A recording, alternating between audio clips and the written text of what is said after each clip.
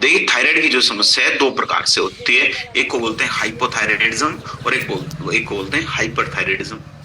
तो हाइपरथायराइडिज्म क्या है? सबसे पहले तो थायराइड को समझें। थायराइड एक ग्लैंड है जो कि हमारे गले के अंदर उपस्थित होती है। बहुत सारे हॉर्मोन्स को रिलीज करती है, जैसे TSH है, T4 है, थायरोक्सिन है, बहुत सारे हॉर्मोन्स को रिलीज करती है। तो कई बार थायराइड ग्लैंड से रिलेटेड जो हॉर्मोन्स हैं वो कम मात्रा में रिलीज होते हैं, है ना। अगर कम मात्रा में रिलीज होंगे तो व्यक्ति धीरे धीरे मोटे होने शुरू हो जाते हैं। शरीर के अंदर जो फैट है वो जमा होना शुरू हो जाता है, हमारा डाइजेशन स्लो होना शुरू हो जाता है। फैट हमारे शरीर के अंदर एक्यूमुलेट होना शुरू हो जाएगा, मतलब फैट हमारे शरीर के अंदर जमा होना शुरू हो जाएगा। उसको हम बोलते हैं हाइपोथायराइडिज्म। और जो दूसरी समस्या है वो है हमारे थायराइड ग्लैंड से रिलेटेड जो हॉर्मोन्स हैं वो ज्यादा मात्रा में रिलीज हो जाते हैं। अगर ज्यादा मात्रा में रिलीज हो जाते हैं तो व्यक्ति धीरे धीरे पतले होने शुरू हो जाते हैं। उसको हम बोलते हैं हाइपरथायराइडिज्म की समस्या। तो जो हाइपोथायराइडिज्म की समस्या है वो महिलाओं के शरीर के अंदर पुरुषों के कंपैरिजन में 4 गुना अधिक है। आप समझिए कितनी गंभीर समस्या। मतलब महिलाओं के शरीर के अंदर हाइपोथायराइडिज्म की समस्या, मतलब थायराइड की वजह से वेट बढ़ने वाली जो समस्या है पुरुषों के कंपैरिजन में 4 गुना अधिक रहती है। अगर एक पुरुष को हाइपोथायराइडिज्म की समस्या है तो 4 महिलाओं को हाइपोथायराइडिज्म की समस्या है। और थायराइड की समस्या महिलाओं के लिए स्पेशली बहुत ज्यादा खतरनाक इसलिए बन जाती है क्योंकि जो थायराइड की समस्या, हाइपोथायराइडिज्म की समस्या अगर ज्यादा समय तक रहती है, हाइपोथायराइडिज्म हो या फिर हाइपरथायराइडिज्म हो, थायराइड की समस्या बेसिकली हॉर्मोन्स के असंतुलन की वजह से होती है। तो वही समस्या आगे आने वाले समय महिलाओं के शरीर के अंदर PCOS की समस्या को भी उत्पन्न कर सकता है। PCOS की समस्या मतलब महिलाओं के शरीर के अंदर हार्मोनल इम्बैलेंस की समस्या, तो उस समस्या को भी उत्पन्न कर सकता है। और वही समस्या आगे आने वाले समय में इनफर्टिलिटी की समस्या को भी उत्पन्न कर सकती है। बच्चे ना पैदा होने वाली जो समस्या है उसको भी उत्पन्न कर सकती है। आप समझिए कितनी गंभीर समस्या है। तो इसलिए जरूरी यह है कि थायराइड को हमें लाइटली नहीं लेना है, थायराइड के ऊपर हमें काम करने की आवश्यकता है। तो उसके विषय में आयुर्वेद ने हमें बताया कि जो गलगंड की समस्या, गलगंड मतलब थायराइड की समस्या, हमारे गले के अंदर जो ग्लैंड पाई जाती है उसी को आयुर्वेद में गलगंड की समस्या बोला जाता है। कि हमारे शरीर के अंदर कफ दोष के असंतुलन की वजह से समस्या उत्पन्न होती है। और जब हमारे शरीर के अंदर जो अमा है, अमा आपको समझ में आ गया, अमा मतलब अपचित भोजन की मात्रा अधिक हो जाती है, उसकी वजह से हमारे शरीर के अंदर टॉक्सिन्स उत्पन्न होने शुरू हो जाते हैं। उसकी वजह से जो हमारा गला है वो ब्लॉक होना शुरू हो जाता है, जो हमारा थ्रोट चैनल है वो ब्लॉक होना शुरू हो जाता है। तो हमें समझ में आया कि सबसे पहले तो हमें अपने शरीर के अंदर कफ दोष को संतुलित करने की आवश्यकता है, साथ साथ हमें अपने शरीर के अंदर से जो अमा है उसको निकालने की आवश्यकता है, ताकि हमारा जो गला है, जो हमारा थ्रोट चैनल है वो ब्लॉक ना हो। तो उसके लिए थाइडोक हमने बनाया, पूरी तरीके से आयुर्वेद के ज्ञान के ऊपर आधारित है। कचनार का हमने इसके अंदर यूज किया, गूगल का हमने इसके अंदर यूज किया, जिनको गलगंड नाशक के रूप में जाना जाता है। मतलब थायराइड करेक्टर, हमारी थायराइड ग्लैंड को बेहतर बनाने में हमारी मदद करता है। अश्वगंधा का हमने इसके अंदर यूज किया। शतावरी है, जटमानसी, जो कि हमारे शरीर के अंदर हॉर्मोन्स को रेगुलेट करने में हमारी मदद करता है।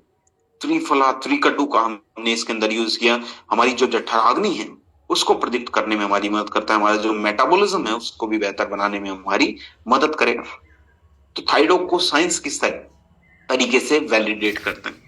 साइंस कहता है कि जो कचनार का हमने इसके अंदर यूज किया उसके अंदर एंटी गोइट्रोजेनिक प्रॉपर्टीज पाई जाती है, मतलब गोइटर की जो समस्या है उसको दूर करने में हमारी मदद करता है। गोइटर की जो समस्या है, जर्नल ऑफ एथनोफार्माकोलॉजी की 2018 की रिपोर्ट है। गूगल का हमने इसके अंदर यूज किया, हमारे मेटाबॉलिज्म को बेहतर बनाने में हमारी मदद करता है। फाइटोथायराइड रिसर्च की 2017 की रिपोर्ट। अश्वगंधा का हमने इसके अंदर यूज किया, हमारे शरीर के अंदर थायराइड ग्लैंड से जो T4 की मैंने बात की थी, T4 एक हार्मोन है, उसको बूस्ट करने में मदद करेगा। और अश्वगंधा मैंने आपको बताया था, अश्वगंधा कोर्टिसोल को नियंत्रित करता है। कोर्टिसोल को नियंत्रित करने की वजह से होता क्या है, हमारा जो स्ट्रेस है वो कम होता है। स्ट्रेस कम करने की आवश्यकता क्यों होती है? देखिए, जो कड़ी है ना आपस में जुड़नी शुरू हो जाएंगी जब आप चीजों को समझना शुरू करेंगे। स्ट्रेस को हमें कंट्रोल क्यों करना है थायराइड में? क्योंकि हम सभी को पता है कि स्ट्रेस ज्यादा लेने की वजह से हमारे शरीर के अंदर जो हार्मोन्स हैं वो भी असंतुलित होने शुरू हो जाते हैं।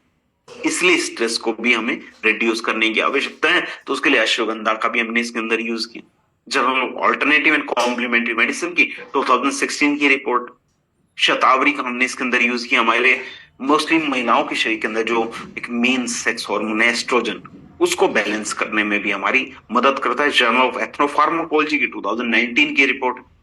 जटमानसी का हमने इसके अंदर यूज किया, हमारे नर्वस सिस्टम को बेहतर बनाने में हमारी मदद करता है। फ्रंटियर्स इन फार्माकोलॉजी की 2020 की रिपोर्ट है। तो अगर बात करूं थायरोइड की, थायरोइड क्यों अलग है, क्यों बेहतर है, क्योंकि न केवल हमारे मेटाबॉलिज्म को बेहतर करता है बल्कि एंडोक्राइन ग्लैंड को भी हेल्दी बनाने में मदद करता है। बहुत सारे जो हार्मोन्स हैं एंडोक्राइन ग्लैंड से रिलीज होते हैं, तो उनको भी बैलेंस करने में हमारी मदद करता है। स्ट्रेस को कंट्रोल करने के लिए जो मैंने बताया अश्वगंधा का हमने इसके अंदर यूज किया। हार्मोन्स को बैलेंस करने के लिए बहुत सारी हर्ब्स का हमने इसके अंदर यूज किया है, तो लंबे समय तक भी हम इसको यूज कर सकते हैं, पूरी तरीके से सेफ है। तो थायरोइड को हम कितना कैसे किस प्रकार यूज करें, लगभग 10 से 15 ml गुनगुने पानी के साथ दिन में 2 बार हम इसको यूज करें, लगातार 3 महीने तक हम इसको यूज करें। ठीक है, साथ में कुछ जैसे आसन है, प्राणायाम जरूर करें, जैसे सर्वांगासन जरूर करें। सर्वांगासन क्या है, जमीन के ऊपर हम मैट बिछाई है ना, और उसके ऊपर आराम से लेट जाइए, फिर धीरे धीरे दोनों पैरों को 90 डिग्री तक उठाना है, दोनों हाथों से लोअर बैक को सपोर्ट देना है, फिर धीरे धीरे पैरों को सीधा करने की कोशिश कीजिए कि आपके शरीर का जो पूरा वजन है आपके शोल्डर्स के ऊपर है। फिर उस अवस्था में कुछ समय तक बने रहने की आवश्यकता है, फिर धीरे धीरे हलासन में जाएं, पैर पीछे की तरफ, फिर धीरे धीरे वापस आए। ये मैंने ओरली बता दिया, इसको आप समझ लीजिएगा, यूट्यूब वगैरह पे भी आपको मिल जाएगा। किसी गाइडेंस में आप करें, अगर कोई रिसेंटली सर्जरी हुई है तब इसको अवॉइड करें, वजन बहुत ज्यादा है इसको अवॉइड करें, किसी गाइडेंस में करें तो ज्यादा बेहतर है। उज्जयी प्राणायाम है, जैसे गले को हम बंद करते हैं, जालंधर बंद लगाते हैं, एक साउंड क्रिएट करते हैं।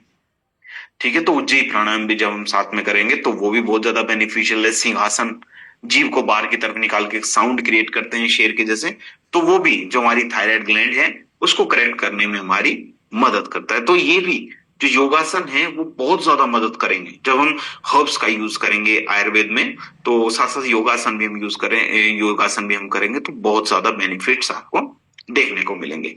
तो नेक्स्ट जो एक इम्पोर्टेंट टॉपिक हो जाता है और एक गंभीर समस्या भी है, जिनको ये समस्या होती है उनको ये पता है कितनी ज्यादा दर्द देने वाली समस्या है, वेरिकोज वेन की समस्या। अब ये भी हम जानेंगे वेरिकोज वेन की समस्या हो क्यों रही है। देखिए वेरिकोज वेन